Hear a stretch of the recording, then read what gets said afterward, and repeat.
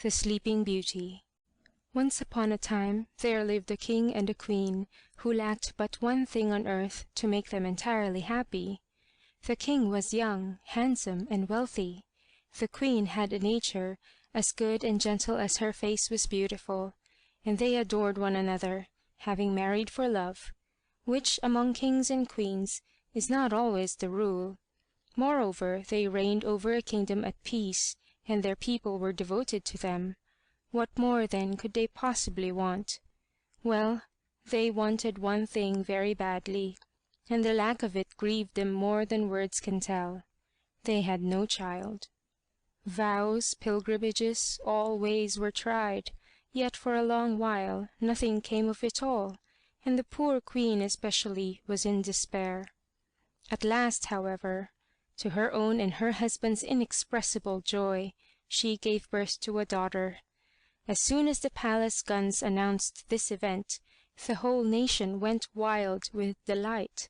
Flags waved everywhere, bells were set pealing until the steeples rocked, crowds tossed up their hats and cheered, while the soldiers presented arms, and even strangers meeting in the street fell upon each other's neck exclaiming, "Our queen has a daughter! Yes, yes, our queen has a daughter!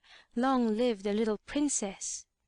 A name had now to be found for the royal babe, and the king and queen, after talking over some scores of names, at length decided to call her Aurora, which means the dawn. The dawn itself, thought they, was never more beautiful than this darling of theirs.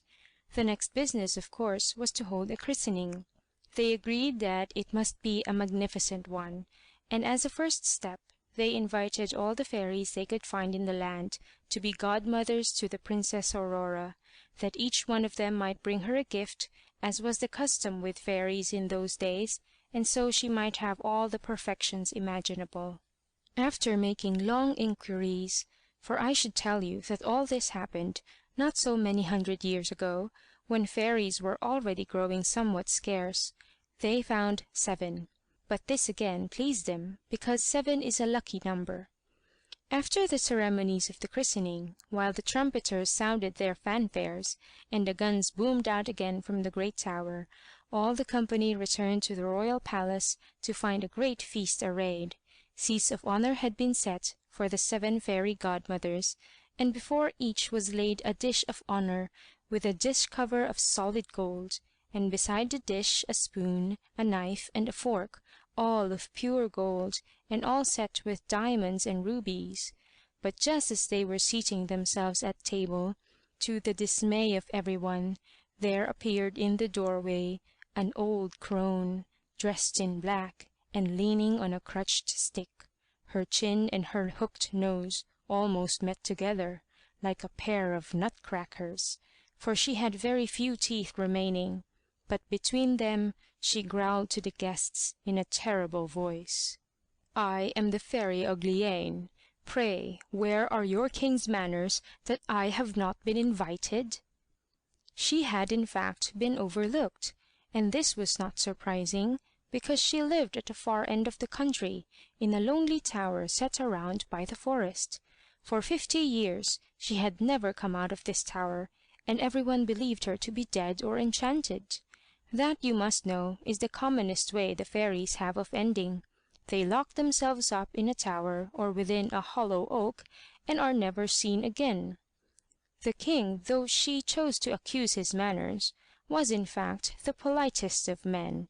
He hurried to express his regrets, led her to table with his own hand, and ordered a dish to be set for her, but with the best will in the world he could not give her a dish cover such as the others had, because 7 only had been made for the 7 invited fairies.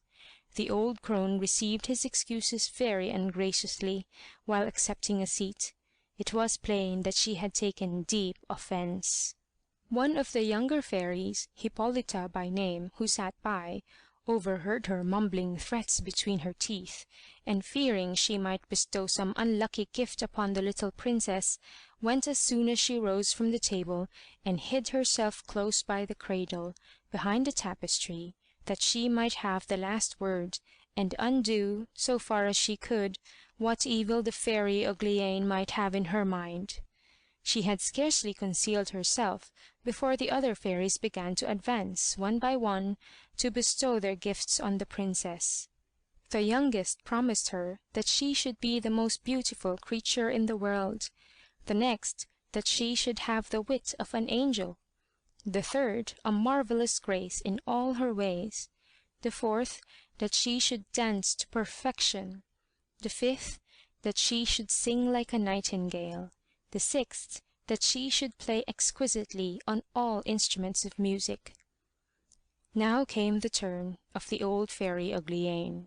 Her head nodded with spite and old age together, as she bent over the cradle and shook her crutched staff above the head of the pretty babe, who slept on sweetly, too young and too innocent as yet to dream of any such thing as mischief in this world.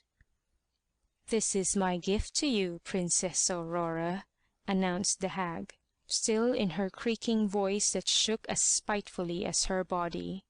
"I promise that one day you shall pierce your hand with a spindle, and on that day you shall surely die."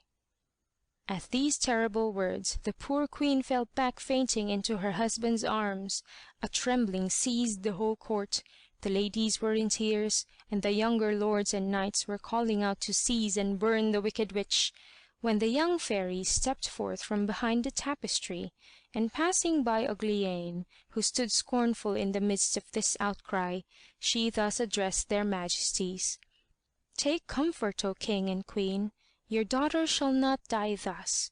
It is true, I have not the power wholly to undo what this elder sister of mine has done. The princess must indeed pierce her hand with a spindle, but instead of dying, she shall only fall into a deep slumber that shall last for many, many years, at the end of which a king's son shall come and awake her. Whenever this misfortune happens to your little Aurora, do not doubt that I, the fairy Hippolyta, her godmother, shall get news of it, and come at once to render what help I may." The king, while declaring himself infinitely obliged to the good fairy Hippolyta, could not help feeling that hers was but cold comfort at the best. He gave orders to close the christening festivities at once, although the fairy Uglyane, their spoiljoy, had already taken her departure, passing unharmed through the crowd of folk, every one of whom wished her ill, and riding away, it was generally agreed, upon a broomstick. To satisfy the king's faithful subjects, however, who were unaware of any misadventure, the palace fireworks were duly let off, with a grand set-piece wishing "Long life to the Princess Aurora," in all the colors of the rainbow.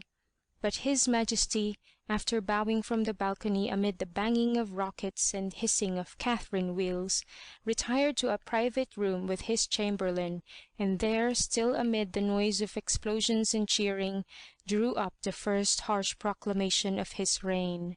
It forbade everyone, on pain of death, to use a spindle in spinning, or even to have a spindle in his house. Heralds took copies of this proclamation and marched through the land reading it, to the sound of trumpets, from every market-place, and it gravely puzzled and distressed all who listened, for their womenfolk prided themselves on their linen. Its fineness was a byword throughout the neighboring kingdoms, and they knew themselves to be famous for it. "But what sort of linen," said they, "would his majesty have us spin without spindles?" They had a great affection, however, as we have seen, for their monarch, and for 15 or 16 years all the spinning wheels were silent throughout the land. The little Princess Aurora grew up without ever having seen one. But one day, the king and queen being absent at one of their country houses, she gave her governess the slip, and running at will through the palace and upstairs from one chamber to another, she came at length to a turret with a winding staircase, from the top of which a strange whirring sound attracted her and seemed to invite her to climb. As she mounted after the sound, on a sudden it ceased, but still she followed the stairs and came, at the very top, to an open door, through which she looked in upon a small garret, where sat an honest old woman alone, winding her distaff. The good soul had never in 16 years heard of the king's prohibition against spindles, and this is just the sort of thing that happens in palaces. "What are you doing, Goody?" asked the princess. "I am spinning, pretty one," answered the old woman, who did not know who she was. "Spinning? What is that?" "I wonder sometimes," said the old woman, "what the world is coming to in these days." And that, of course, was natural enough, and might occur to anybody after living so long as she had lived in a garret on top of a tower. "Spinning," she said wisely, "is spinning, or was, and gentle or simple, no one is fit to keep house until she has learnt to spin." "But how pretty it is," said the princess. "How do you do it? Give it to me and let me see if I can do so well." She had no sooner grasped the spindle. She was over eager perhaps, or just a little bit clumsy, or maybe the fairy decree had so ordained it, than it pierced her hand, and she dropped down in a swoon. The old trot, in a flurry, ran to the head of the stairs and called for help. There was no bell rope, and, her voice being weak with age and her turret in the remotest corner of the palace, it was long before any one heard her in the servants' hall.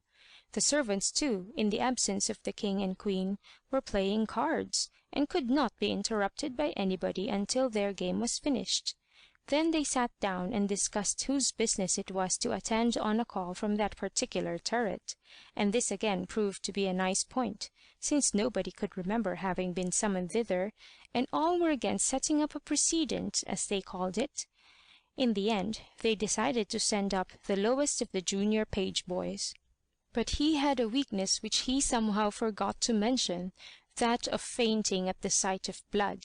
So when he reached the garret and fainted, the old woman had to begin screaming over again. This time they sent up a scullery maid, who, being good-natured and unused to the ways of the palace, made the best haste she could to the garret, whence presently she returned with the terrible news. The servants, who had gone back to their game, now dropped their cards and came running. All the household, in fact, came pouring up the turret stairs, the palace physicians themselves crowding in such numbers that the poor Princess Aurora would have been hard put to it for fresh air, could fresh air have restored her. They dashed water on her face, unlaced her, slapped her hands, tickled the soles of her feet, burnt feathers under her nose, rubbed her temples with Hungary water. They held consultations over her, by twos and threes, and again in grand committee, but nothing would bring her to. Meanwhile a messenger had ridden off post-haste with the tidings, and while the doctors were still consulting and shaking their heads, the king himself came galloping home to the palace. In the midst of his grief he bethought him of what the fairies had foretold, and being persuaded that, since they had said it, this was fated to happen, he blamed no one, but gave orders to carry the princess to the finest apartment in the palace, and there lay her on a bed embroidered with gold and silver. At sight of her, she was so lovely, you might well have supposed that some bright being of the skies had floated down to earth, and there dropped to sleep after her long journey.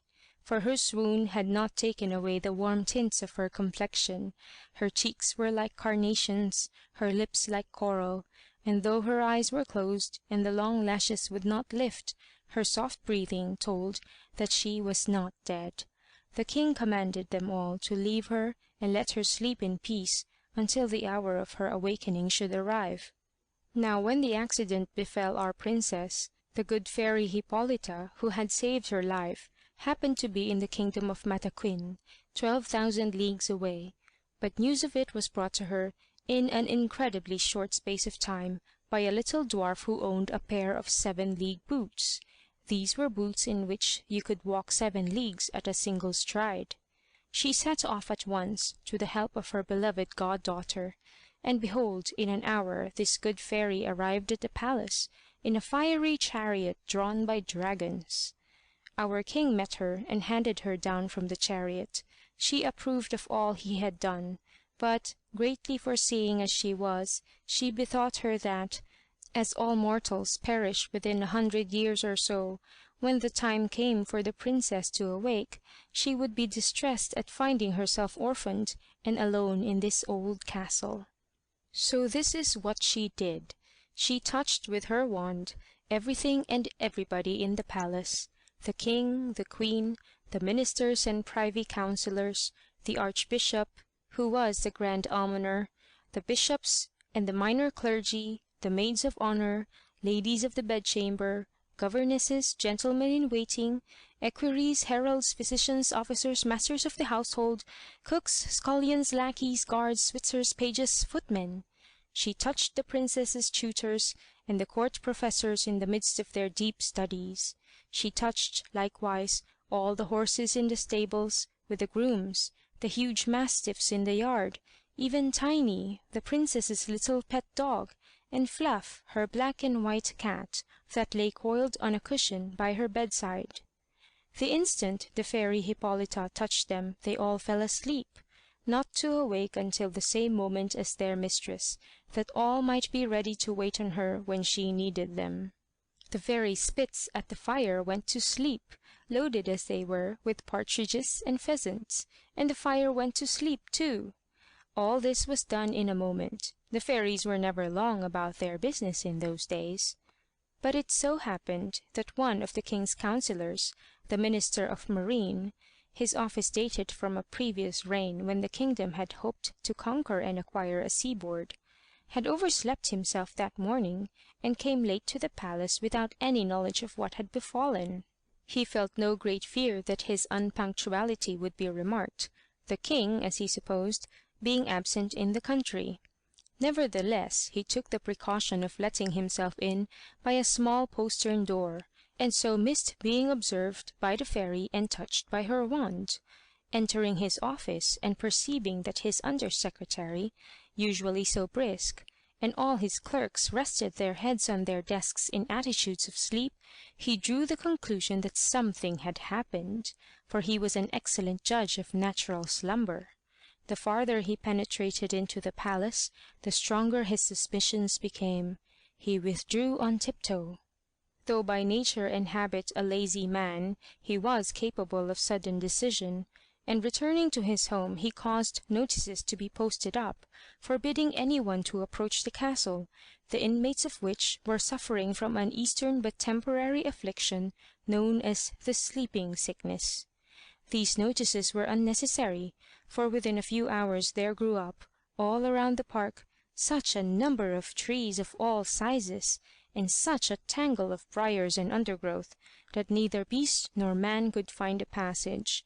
They grew until nothing but the tops of the castle towers could be seen, and these only from a good way off.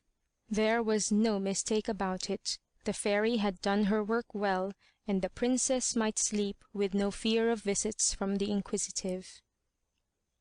One day, many, many years afterwards, the incomparable young Prince Florimond happened to ride hunting on that side of the country which lay next to the tangled forest, and asked, what were those towers he saw pushing up above the midst of a great thick wood? They all answered him as they heard tell. Some said it was an old castle, haunted by ghosts. Others, that all the wizards and witches of the country met there to keep Sabbath. The most general opinion was that an ogre dwelt there, and that he carried off thither all the children he could catch, to eat them at his ease. No one could follow him, for he alone knew how to find a passage through the briars and brambles. The prince could not tell which to believe of all these informants, for all gave their versions with equal confidence, as commonly happens with those who talk on matters of which they can know nothing for certain. He was turning from one to another in perplexity, when a peasant spoke up and said, "Your Highness, long ago I heard my father tell that there was in yonder castle a princess, the most beautiful that ever man saw, that she must lie asleep there for many, many years, and that one day she will be awakened by a king's son, for whom she was destined." At these words Prince Florimond felt himself afire. He believed, without weighing it, that he could accomplish this fine adventure, and, spurred on by love and ambition, he resolved to explore then and there, and discover the truth for himself. Leaping down from his horse, he started to run toward the wood, and had almost reached the edge of it before the attendant courtiers guessed his design. They called to him to come back, but he ran on, and was about to fling himself boldly into the undergrowth, when, as by magic, all the great trees, the shrubs, the creepers, the ivies, briars, and brambles unlaced themselves of their own accord, and drew aside to let him pass. He found himself within a long glade or avenue, at the end of which glimmered the walls of an old castle, and towards this he strode. It surprised him somewhat that none of his attendants were following him, the reason being that as soon as he had passed through it, the undergrowth drew close as ever again. He heard their voices, fainter and fainter behind him, beyond the barrier, calling, beseeching him to desist, but he held on his way without one backward look. He was a prince, and young, and therefore valiant. He came to the castle, and pushing aside the ivies that hung like a curtain over the gateway, entered a wide outer court, and stood still for a moment, holding his breath, while his eyes travelled over a scene that might well have frozen them with terror. The court was silent, dreadfully silent, yet it was by no means empty. On all hands lay straight, stiff bodies of men and beasts, seemingly all dead. Nevertheless, as he continued to gaze, his courage returned, for the pimpled noses and ruddy faces of the Switzers told him that they were no worse than asleep, and their cups, which yet held a few heel-taps of wine, proved that they had fallen asleep over a drinking bout. He stepped by them and passed across a second great court, paved with marble. He mounted a broad flight of marble steps leading to the main doorway. He entered a guard-room just within the doorway, where the guards stood in rank, with shouldered muskets, every man of them asleep and snoring his best. He made his way through a number of rooms filled with ladies and gentlemen, some standing, others sitting, but all asleep. He drew aside a heavy purple curtain, and once more held his breath, for he was looking into the great hall of state, where, at a long table, sat and slumbered the king with his council. The Lord Chancellor slept in the act of dipping pen into ink-pot, the Archbishop in the act of taking snuff, and between the spectacles on the Archbishop's nose and the spectacles on the Lord Chancellor's, a spider had spun a beautiful web. Prince Florimond tiptoed very carefully past these august sleepers, and, leaving the hall by another door, came to the foot of the grand staircase. Up this too he went, wandered along a corridor to his right, and, stopping by hazard at one of the many doors, opened it and looked into a bathroom lined with mirrors, and having in its midst, sunk in the floor, a huge round basin of whitest porcelain, wherein a spring of water bubbled deliciously. 3 steps led down to the bath, and at the head of them stood a couch, with towels and a court suit laid ready, exquisitely embroidered and complete to the daintiest of lace ruffles and the most delicate of body linen. Then the prince bethought him that he had ridden far before ever coming to the wood, and the mirrors told him that he was also somewhat travel-stained from his passage through it. So, having by this time learnt to accept any new wonder without question, he undressed himself and took a bath, which he thoroughly enjoyed. Nor was he altogether astonished when he tried on the clothes, to find that they fitted him perfectly. Even the roseted shoes of satin might have been made to his measure. Having arrayed himself thus hardily, he resumed his quest along the corridor. The very next door he tried opened on a chamber all panelled with white and gold, and there, on a bed, the curtains of which were drawn wide, he beheld the loveliest vision he had ever seen. A princess, seemingly about 17 or 18 years old, and of a beauty so brilliant that he could not have believed this world held the like. But she lay still, so still. Prince Florimond drew near, trembling and wondering, and sank on his knees beside her. Still she lay, scarcely seeming to breathe, and he bent and touched with his lips the little hand that rested, light as a rose leaf, on the coverlet. With that, as the long spell of her enchantment came to an end, the princess awaked, and looking at him with eyes more tender than a first sight of him might seem to excuse, "Is it you, my prince?" she said. "You have been a long while coming." The prince, charmed by these words, and still more by the manner in which they were spoken, knew not how to find words for the bliss in his heart. He assured her that he loved her better than his own self. Their speech after this was not very coherent. They gazed at one another for longer stretches than they talked, but if eloquence lacked, there was plenty of love. He, to be sure, showed the more embarrassment, and no need to wonder at this. She had had time to think over what to say to him, for I hold it not unlikely, though the story does not say anything of this, that the good fairy Hippolyta had taken care to amuse her during her long sleep with some pleasurable dreams. In short, the Princess Aurora and the Prince Florimond conversed for 4 hours, and still without saying the half they had to say. Meanwhile, all the palace had awaked with the princess. In the council chamber the king opened his eyes, and requested the Lord Chancellor to read that last sentence of his over again a little more distinctly. The Lord Chancellor, dipping his quill into the dry ink-pot, asked the Archbishop in a whisper how many T's there were in regrettable.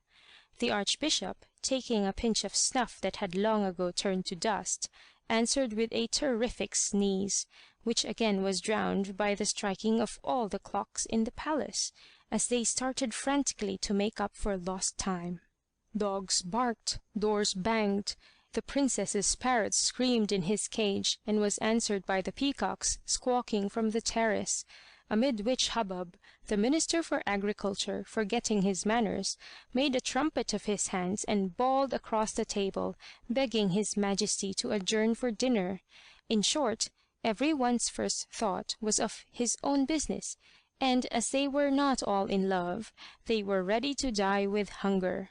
Even the queen, who had dropped to sleep while discussing with her maids of honor the shade of mourning which most properly expressed regret for royal personages in a trance, lost her patience at length, and sent one of her attendants with word that she, for her part, was keen set for something to eat, and that in her young days it had been customary for young ladies released from enchantment to accept the congratulations of their parents without loss of time.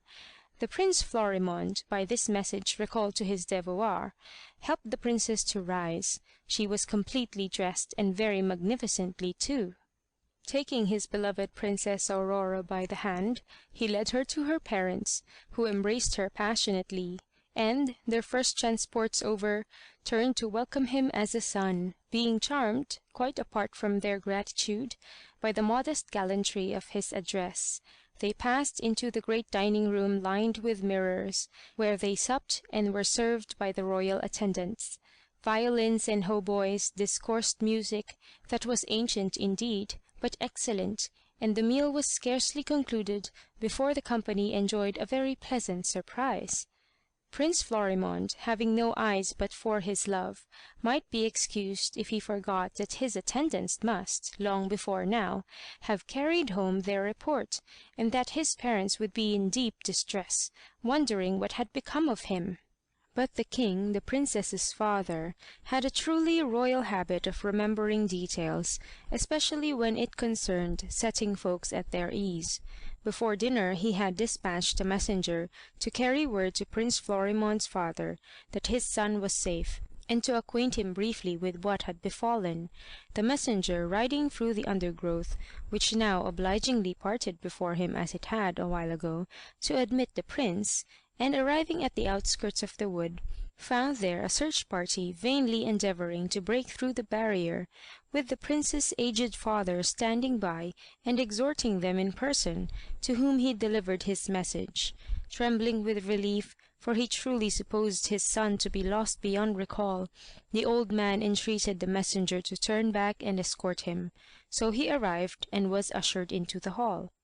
The situation, to be sure, was delicate, but when these two kings, both so well-meaning, had met and exchanged courtesies, and the one had raised the other by the hand to a place on the dais beside him, already and without speech they had almost accorded. "I am an old man," said the prince's father. "I have reigned long enough for my satisfaction, and now care for little in life but to see my son happy." "I think I can promise you that," said the princess's father, smiling, with a glance at the two lovers. "I am old enough, at any rate, to have done with ambitions," said the one. "And I," said the other, "have dreamed long enough, at any rate, to despise them. What matters ruling to either of us two, while we see your son and my daughter reigning together?" So it was agreed, then and there, and after supper, without loss of time, the archbishop married the Prince Florimond and the Princess Aurora in the chapel of the castle. The two kings and the princess's mother saw them to their chamber, and the first maid of honor drew the curtain. They slept little. The princess had no occasion, but the prince next morning led his bride back to the city, where they were acclaimed by the populace, and lived happy ever after, reigning in prosperity and honor. Moral. Ye maids, to await some while a lover fond, rich, titled, debonair as Florimond, is reason, and who learns on fate to attend, goes seldom unrewarded in the end. What, no one kiss us for 100 years? There, la la la, I understood, my dears. Another. Further, the story would suggest a doubt that marriage may be happiest when deferred. Deferred, you cry? Deferred, I see you pout. We'll skip this moral, and attempt a third. Another. Thirdly, our able then appears to prove disparity of years no bar to love, crabbed age and youth, but that's an ancient quarrel, and I'll not interfere. There's no third moral.